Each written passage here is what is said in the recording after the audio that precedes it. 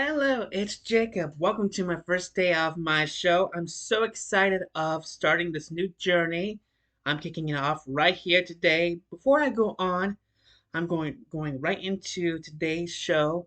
My first guest is my great aunt, Faithfield. Welcome. Hi, Jacob. How are you? Hi, Hello. nice to see you Nice to again. see you. Well, thank you for taking your time for being on my show today. Glad to be here. Now, before we start this interview, I understand that you have a little bit difficulty of hearing. Is that correct? It is true. Now, I will make sure that through this interview, I will speak as clearly as possible. And the first question I would like to ask you: when did you notice you have trouble hearing? Oh, it probably started many years ago because I worked on the tarmac with airplanes and things, Hmm. and I spent all my life around airplanes. A lot of noise. So I would say maybe 20 years ago, but it's not too bad. It's just certain things I don't hear. I do have hearing aids, which I'm working on, and it's a struggle. Yeah, I understand that you have trouble getting hearing aids to the very comfortable level. Yeah, sometimes, yeah. It's really not a problem. And there's some wonderful hearing aids out there today, and that's what people are using. Now, I understand when you first got the hearing aids, when you left left the place, you went to the grocery store, Woods, I think it is. You had them on. There's a lot of beeps. Tell me all about that. They were turned up too high, I think, and that really scared me. And the sound of the bells and whistles was like a fire alarm going off. It really, I didn't like it. But I'll get used to it. I'll work it out. I'll get used to I bet that was like a war zone. it. Yeah, exactly. Not that I've ever been in a war zone. Yeah, yeah.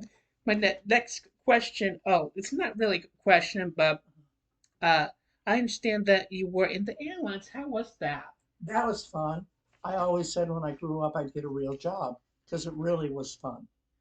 Yeah, that must have been fun, wasn't it? It really was. Yeah, I heard all kinds of fun stories. Hmm.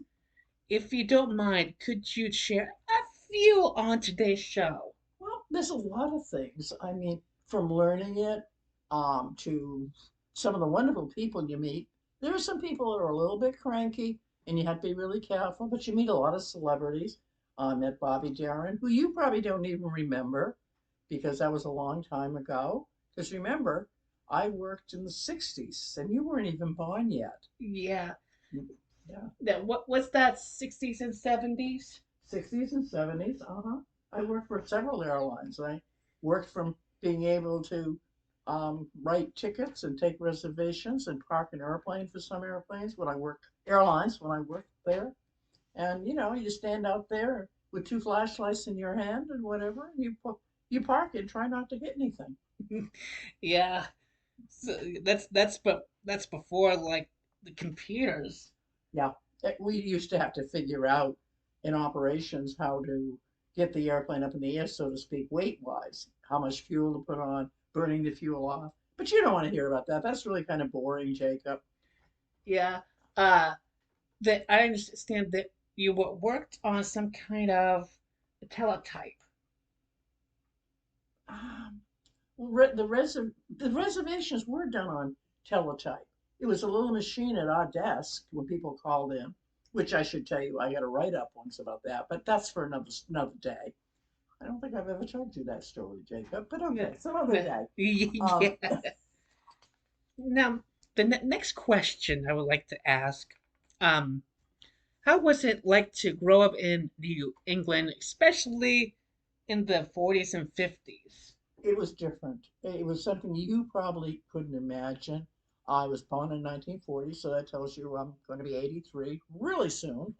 Um, there's a birthday plug in there. Yeah. No, really soon. And little things that I can remember, like the war ended in 1945, and I really don't remember the war, but I do remember being five and airplanes flying over with a star on it, so I knew it was ours. That was a good thing. And the war was over. And and then having little friends when we went to school. And Butchie, who was one of our friends, God, I hope he doesn't see this. He'd kill me. Uh, he too would be 85 years old or so. But no, we get up and I'd hear his bicycle crash against the garage. We get off on an adventure on our bicycles through Easton. Because back then, little kids could ride around on their bicycles and things. Maybe not at 5 years old, but when we turned 10, we could ride around on our bicycles and go blueberrying and all kinds of crazy things. Look for old houses to go through, which we probably shouldn't have done. But we did. It was fun. There was always a few old houses. Yeah. And my Oh, sorry, and go my ahead. family, starting with my grandfather, lived in Easton, and my mother lived in Easton. So, and her grandmother, and so yeah, we had have a history with Easton. Yeah, it sounds like a magical time. It was. We had a house on the Cape also, which is New England, outside of Hyannis, West Yarmouth. And my father by that time had got me a little boat, a rowboat. He didn't trust me with oars, so. But I used to get up in the morning, but pick up pine cones in the backyard, and in the house before Dad built his own. We built our own house on the Cape. Again, sorry we don't have that. I used to get up early in the morning, put my shorts on, start a fire in this big old iron stove, which you probably have never seen. You cook on it, you heat with it, and everything. Go down with my fishing line, catch a fish, bring it home, cook it up, and have my breakfast. Mm. You'd never believe I would do that, would you? It, Okay. it sounds a little bit different. It was different, It sounds Jacob. like something I would never even dream of doing myself. Probably not. Yeah.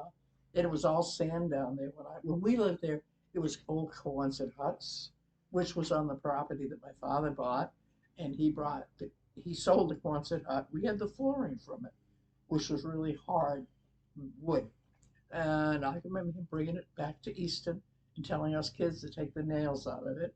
Remember, we were 10-year-olds. Those nails were hard to get out. And I don't know whatever happened to that wood. It was good wood. It disappeared.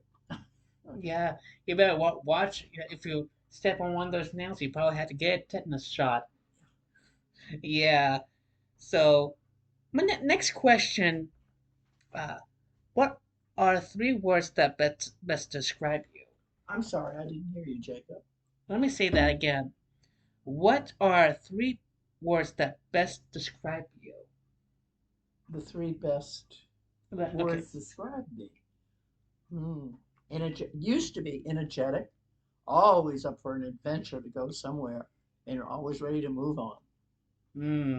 That's a good one.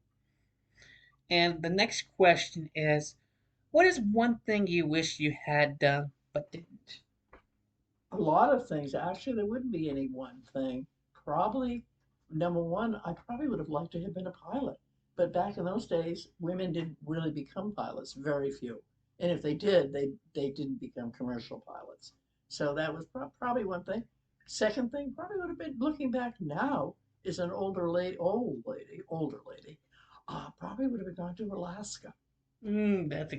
That's a fun place to with the be. bears and things. Yeah, you carried a gun up there because even in the city streets way back when, they were big bears and they really would eat you. Yeah, but you better have one of those Hmm. to protect you. And the next question, I hear you were in the army. Where were you stationed? I was in Washington, D.C., Hmm. which is a great place to be. That's a whole different story, Jacob. But it was exciting. It was a wonderful place. It was a wonderful time. It was the end of the Vietnam era. We can do things that people can do today. The public and things, they spit on a lot of the people coming home, the men from Nam and things, because they didn't believe in the war. And people were treated very badly. We were told in many places in Alabama, don't wear your uniform in town. But of Hmm. course they knew because it went, it's a whole different story, Jacob. Some other time, maybe. Yeah. The next question is, what's your favorite music and song? Oh, boy. I like a lot of songs. Probably one of your favorites. One of them would be Shania Twain. Let me guess it, man. I feel like a woman. Yeah, I love that song because that was kind of almost to a degree. to a degree, almost like, the other one by Helen Reddy, I bring home the bacon and all that.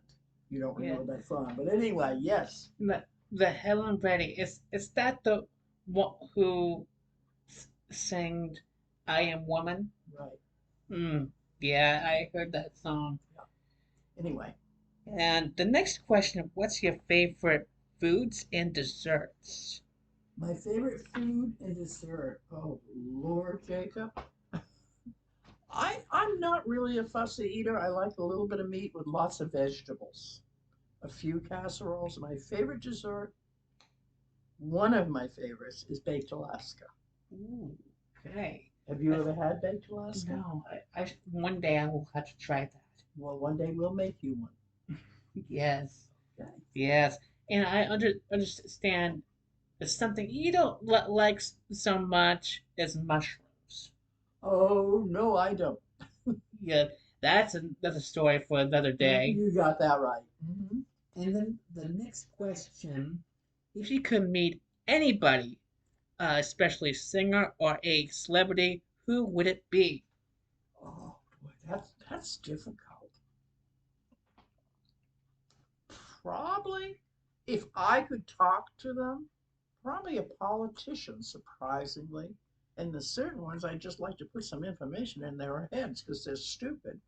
I won't make any mention any names. I've met many celebrities and I have met some politicians, and most of them are very nice, hardworking people. There's just a few exceptions. To pick one person, I was a big fan of Shania, as I told you, and Frank Sinatra. Oh, yeah, the big ones. Hmm. And then the next question: what did you want to be when you were young? I always wanted to work for an airline, which I got to do. And I got to do lots of things in between, which was, I get bored and I decide, yeah, let's move on to another job. I had a gourmet meat business at one time. That was, again, another day, another story. But, it was buying meat wholesale and selling it door to door. And I legitimately really did have an excellent quality. I didn't pretend. I go up the door and tell you what I had. If you were interested, that was wonderful. If you weren't, I went away. I'm not was never a high pressure salesman. Hmm, yeah. And then the next question is, what is your favorite color? Probably it used to be green. Oh, the That's the green is color. a good color. That's the color of the grass. That's right, nature Yeah, nature color. and money. Yeah, we like money. And then the next question is would be, what is your ultimate dream then and now? Now, just to keep moving on and shuffling along. And my favorite dream was probably to work for an airline, which I was lucky enough to do. Hmm. Yeah. Well, I want to thank you for having me today. Oh, there's a couple more Oh, questions. I thought we were done, Jacob. Okay. Yeah. And the the next question is, tell me about your meat business you had. How was that like? It was hard work. I used to get up early in the morning and go buy some meat and things and all kinds of gourmet food. Actually, it was from companies that sold to all your better restaurants in Philadelphia.